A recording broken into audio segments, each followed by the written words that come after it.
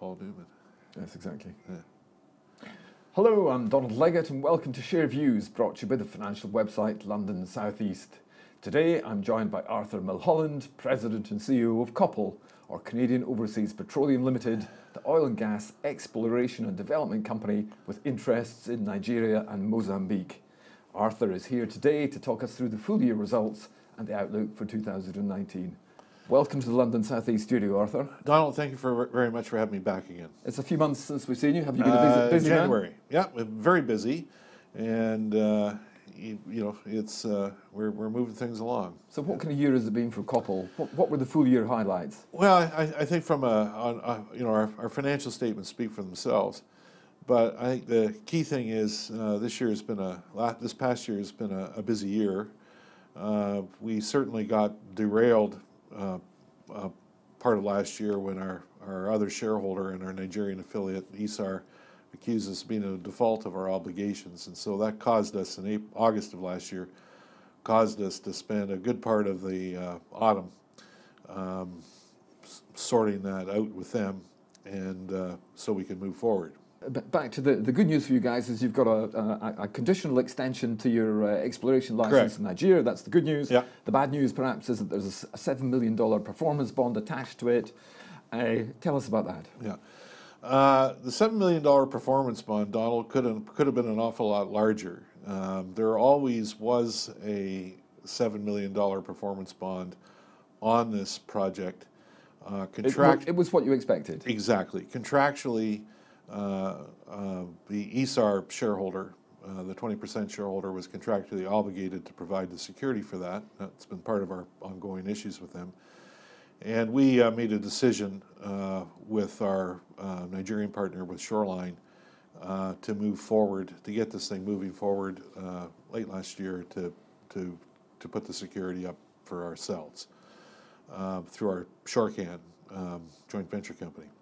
Now that in itself sounds like, it's an easy thing to do, but like anybody else, effectively it's a loan from a bank, and in this case a Nigerian bank, and like any other loan, whether you're an individual going to buy a car or get a mortgage for a house or a small business loan or any business loan, if you're new to the bank, you need to introduce the company, and they got to do a risk assessment and such. So those discussions started then, and for example, first it was looked at being at COPL because we're a public company. They can see our financial statements. They know they're audited, and but it's still because of a holding company in between, 2 steps back from Shorecan, who holds the shares in the Nigerian affiliate directly. So they decided that it was best to have the security at that level, and so it took a little longer to get that through, but they've done their due diligence. But it does show that you and Shorecan's interests are aligned. Our interests are totally aligned. Yes. And we're 50-50 shareholders in Shorecan with our partner Shoreline, and everything's totally aligned. In what sense is the approval conditional, and when do you expect the bond to actually be in place? Yeah. Because it's quite a big thing for COPL, isn't it? It is, and as we said in our press release on Friday of last week, we expect the performance bond to be in place in the coming weeks. There's a certain amount of paperwork that needs to be done in behind it. The term sheet wasn't fully accepted until early last week, and it's just wasn't us slowing things down. It's just the time it took to get it through the bank's process. Okay. So it will be. It will, in the coming weeks, the paperwork will all get done and be submitted. And once the bond is submitted by the bank to the NNPC, who's the concessionaire, then we can move things. As we said in our press release, everything will start in earnest to go forward. In earnest is a great phrase. Yeah. So when do you actually expect work to start on OPL 226 in earnest? Well, as you see, last week we also indicated that our Nigerian affiliate had signed a letter of intent for a brand new jackup drilling rig that's in a shipyard in Asia. It needs to be going through its final tests and inspections, to be deliverable, so to speak. those that don't know, offshore drilling rigs, especially new ones, or when they come out of the shipyard, find you got to make sure all the pipes are all hooked up to the right valves, but most importantly, all the the control systems all work, and we're talking about controls for loss of control for If a it well. was a house, you would call it snagging list. Exactly. You've got to go through the snagging. Exactly. So there's inspectors on the rig here right now, and going through its tests. It fits our criteria. For example, some would say, well, why are you getting a new rig out of the shipyard rather than a rig that's in Nigeria? Well, there are other rigs available in West Africa, but unfortunately, with the downturn in oil prices in the last few years, the offshore drilling market took a big hit. And remember, an offshore rig is a vessel. Every 5 years, they need to be recertified or go through an inspection in a shipyard to make sure they're seaworthy, and of course all the equipment works. In the case of a drilling rig, offshore rig, all the motors are all electric, they're all flame arrested. You don't want to have an explosion on it if gas gets out. So that costs money. And a contractor who has a rig that needs to be certified would look for a long-term contract, and as well looking for the contracting party to put the funds up for the certification. In this case, because it's a brand new rig, it just needs to be tested. It will be certified when it comes out of the shipyard, and the owner will certify it, so that the net cost to us really is to take it from Asia to Nigeria. It gives you flexibility. Absolutely. Okay, I hear that. The letter of intent has been signed. What happens next? Well, the next thing is that once it's, we've got a number of conditions that we have to accept it. And so the next step would be to take it into a more binding letter of intent and to enter into a formal contract. And binding means that then that we commit to put the funds up to take it to Africa. And it's not as much, to tow it to Africa is not as much as one thinks. Certain of those costs are shared with the contractor. And then we can start moving forward. But by doing that, and releasing and announcing it as such, NNPC is aware of it, is that we're starting the whole process off. The day rate on the rig is very competitive in the market. They have to approve that day rate. There's no reason why they won't. And so essentially, you're getting your ducks in a row and getting ready to go to start drilling. And so once we accept it, it will take about 6 weeks, 4 to 6 weeks to get to Nigeria. And then last time we spoke, we were talking the start of end of Q2, the start of Q3. Yeah. Is there a degree of slippage in that? When do you expect to start drilling? There could be some slippage. We're looking at Q3 here right now, just because the whole sort of bureaucratic process in Nigeria has taken time, but things are moving along. There was an election in Nigeria in February. It was delayed a week.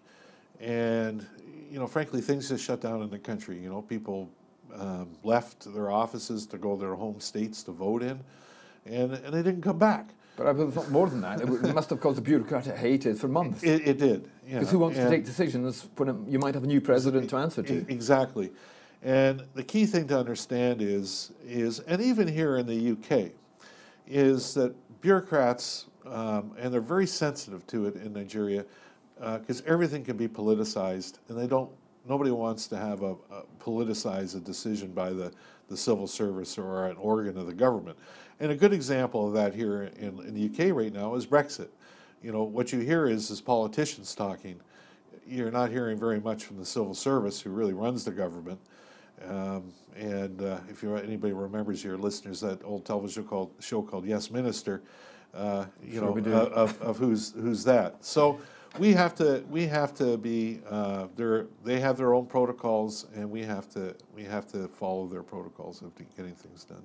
Okay, share price has taken a hit. You raised $3 million working capital. Yeah. Will that be sufficient to get you to the start of the drill and testing? No, it's not, and we're going to have to raise additional working capital. I think most people on the social media understand that.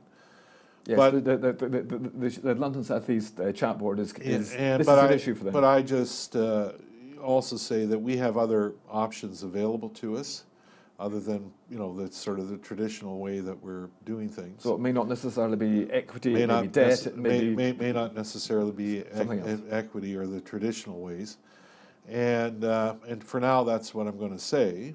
But at the same time, the share price has gone down, and it's gone down for an awful lot of reasons. There was a rumor in the market 3 weeks ago that the government of Nigeria was going to take back most of all the licenses in the country and hand them to the people, and it was just total nonsense.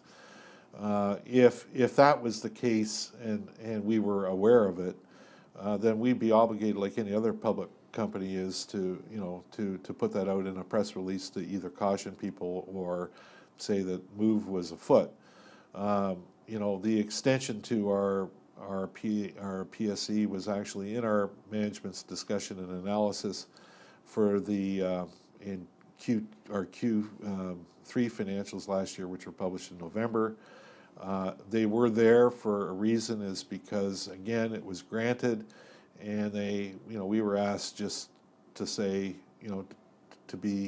keep it a lower profile about it, so we put it in our MD&A. So anybody that looked for it could find it, but there are an awful lot of other companies, some listed here in London, that are looking for extensions or project or approvals and have not been forthcoming, or have been slow to get them. In fact, one of them here recently decided to sue the oil minister in the country, who happens to be the president, and the judgment last week was saying no go.